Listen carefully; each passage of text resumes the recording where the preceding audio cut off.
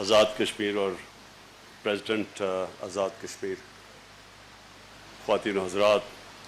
Barrister سلطان، former prime minister, میں سب سے پہلے تو اپنی خوشی کا اظہار کرنا چاہتا ہوں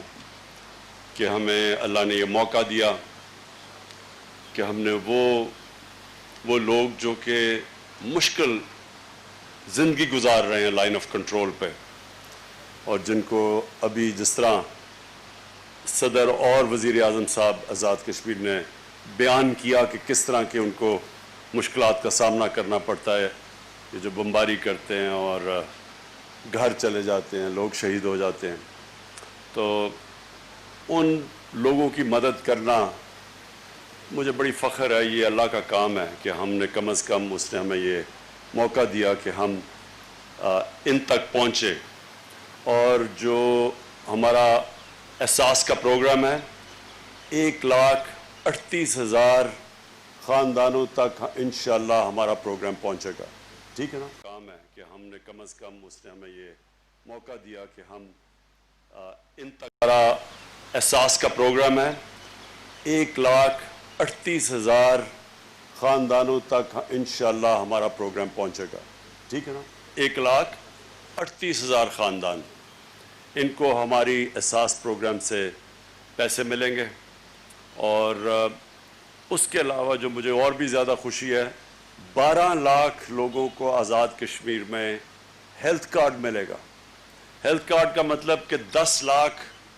کا وہ ہیلتھ کارڈ ہوگا کہ 10 لاکھ تک کسی بھی ہسپتال میں جا کے اپنا علاج کروا سکتے ہیں۔ یہ میرے خیال میں اگر کوئی بھی ایسا اگر قدم ہو جس سے ایک عام انسان کی زندگی سب آسان کی جاتی ہے، وہ ہے ہیلتھ انشورنس۔ جو لوگ مشکل سے پیسہ اکٹھا کرتے ہیں، کوئی کسان ہیں، سارا سال محنت کرتے ہیں، مزدور ہیں، مشکل سے اتنا پیسہ ہوتا ہے کہ اپنے بیوی بچوں کا پیٹ پال سکے، اپنے ماں باپ کا، تو جب اس گھر میں بیماری ہوتی ہے تو سب سے پہلے وہ خاندان غربت کی لکیر سے نیچے چلا جاتا ہے، کیونکہ وہ جو بیماری میں وہ جو پیسہ خرچ کرتے ہیں اس سے ان کا سارا بجٹ خراب ہو جاتا ہے۔ اور یہ ساری ریسرچ یہ ثابت کرتی ہے کہ کیا ایک چیز ایک خاندان کو غربت کی لکیر سے نیچے لے کے جاتی ہے؟ جب ایک دم کوئی ایسی بیماری آ جائے جو خاندان کے پاس پیسہ نہ، وہ ہسپتال میں پیسے خرچ کریں اور ان کا سارا بجٹ خراب ہو جائے۔ تو اس لیے یہ ہیلتھ کارڈ 12 لاکھ لوگوں کو انشاءاللہ آزاد کشمیر میں ہم ہیلتھ کارڈ دیں گے، جس سے یعنی تقریباً آپ کی ساری آبادی، جتنی بھی یہاں آزاد کشمیر کی آبادی، ساری فاٹا کی آبادی جو پہلے اب مل گیا پختونخوا کے ساتھ، ساری فاٹا کی آبادی کو ہم نے فیصلہ کیا کہ جو لوگ پیچھے رہ گئے ہیں ہم ان سب کو ہیلتھ کارڈ دیں گے، سب کے پاس ہیلتھ انشورنس ہوگی۔ اس کے بعد مجھے یہ جو ابھی پریزیڈنٹ صاحب نے بات کی، میں تھوڑی سی اس کے اوپر بات کرنا چاہتا ہوں، کیونکہ یہ ہے یونائٹڈ نیشنز کا انٹرنیشنل ٹارچر ڈے، یعنی تشدد کے خلاف دن، جو ہندوستان اور خاص طور پہ یہ RSS کی انتہا پسند، ہندو انتہا پسند نریندر موڈی کی حکومت، ظلم تو پہلے بھی کشمیریوں پہ ہو رہا تھا، لیکن جو اس حکومت نے ظلم کیا ہے، پیلٹ گن سے بچوں کی آنکھیں چلی گئیں، ہزاروں لوگوں کو پکڑ کے، جس میں بچے 10-10 12-12 سال کے بچوں کو گھر سے اٹھا کے جیلوں میں چلے گئے، میس گریوز، قبریں ملی جس میں کتنے لوگوں کی لاشیں انہوں نے مار کے دفنائی ہوئی تھی۔ یہ جو ظلم کیا ہے، جو ظالم ہوتا ہے عموماً ہمیشہ نہیں، عموماً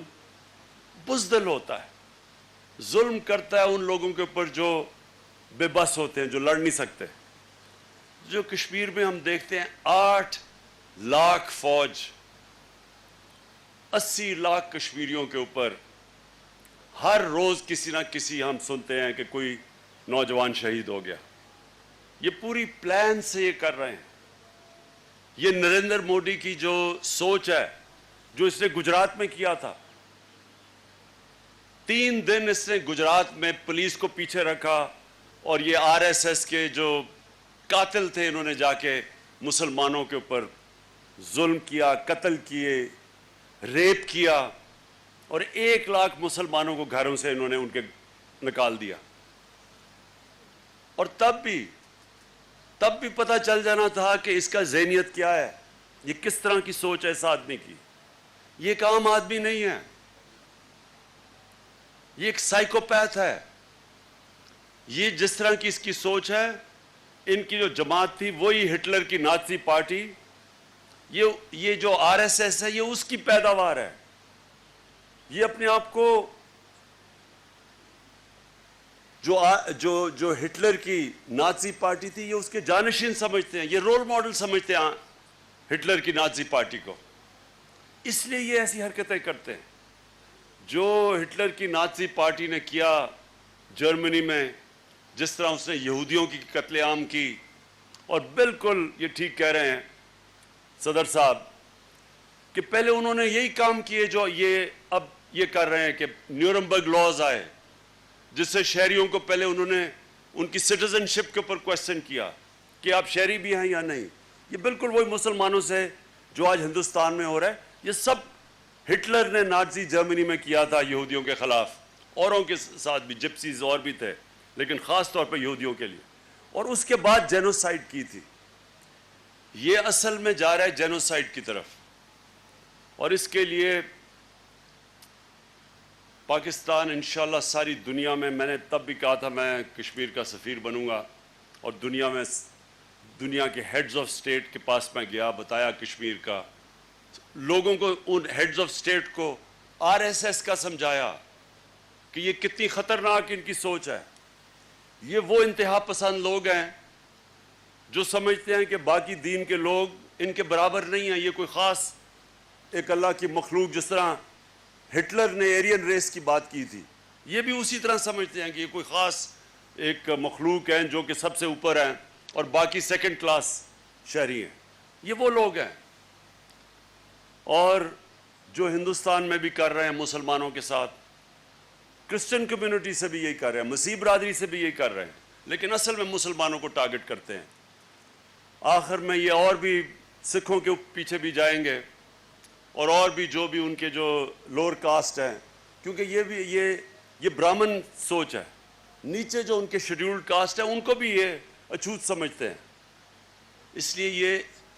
اصل میں تو تباہی ہندوستان کی کر رہا ہے۔ جو نریندر مودی کی سوچ ہے اصل میں یہ ہندوستان کی تباہی ہے۔ جو ہندو بھی ہیں، جو عقل مند ہیں، جو پڑھے لکھے ہیں، جو سمجھدار ہیں، وہ بھی سمجھ رہے ہیں کہ یہ ہندوستان کو ادھر لے کے جا رہا ہے جو اصل میں تباہی ہندوستان کی ہوگی۔ لیکن ہم کشمیر کا اس وقت جو ہمارے کشمیر کے مقبوضہ کشمیر میں لوگ جس مشکل حالات سے گزر رہے ہیں، پہلے تو اللہ سے دعا کرتے ہیں ان کے لیے کہ اللہ ان کو طاقت اور صبر دے، اور جو میں دیکھ رہا ہوں کوئی طاقت ان کو، جو یہ خوف اور ہراسہ پھیلا کے، دہشت پھیلا کے ان کو ڈرا رہے ہیں اور دھمکا رہے ہیں، کوئی طاقت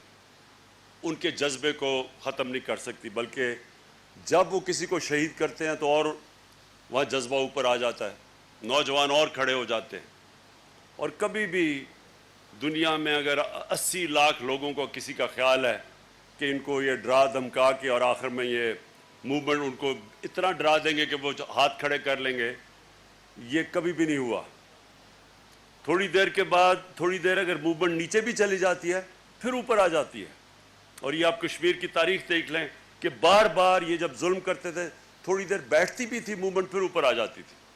ہم انشاءاللہ دنیا میں ساری جگہ پہ اس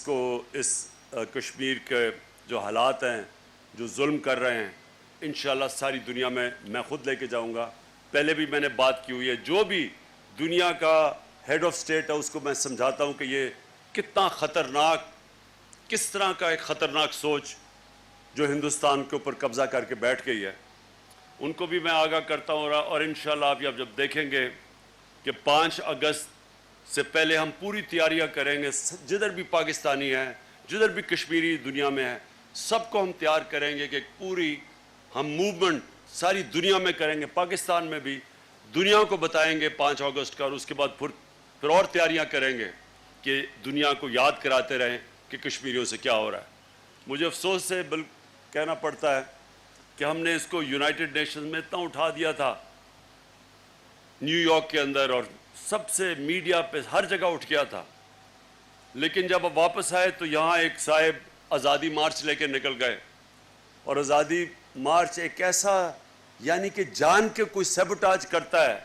तो वो सैबोटाज किया गया कि जो उठ रहा था सारा कश्मीर का कॉज, उसको सारा सैबोटाज करके आज़ादी मार्च के नाम पे उन्होंने सारा मीडिया और सब तवज्जो दूसरी तरफ ले गए। लेकिन इंशाअल्लाह फिर से हम इसको कॉज को उठाएंगे और बिल्ड अप करेंगे पूरा 5 अगस्त तक। मैं आखिर में अपने लाइन ऑफ कंट्रोल के ऊपर जो मुश्किलात का सामना कर रहे हैं